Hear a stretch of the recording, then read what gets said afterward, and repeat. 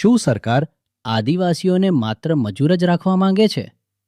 નસવાડી તાલુકાના પોચંબા, ખોડિયા અને પાલા ગામમાં જે થઈ રહ્યું છે તે સાંભળીને તમારું લોહી ઉકળી જશે.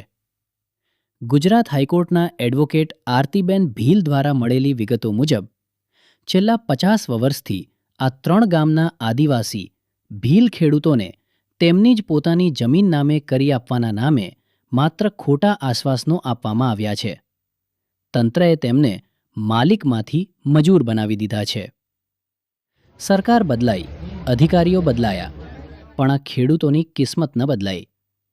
50 વર્ષ સુધી જુમલાઓ પીરસીને આદિવાસી સમાજને ન્યાયથી વંચિત રાખવામાં આવ્યો, પણ હવે આ અન્યાય સહન કરવામાં નહીં આવે.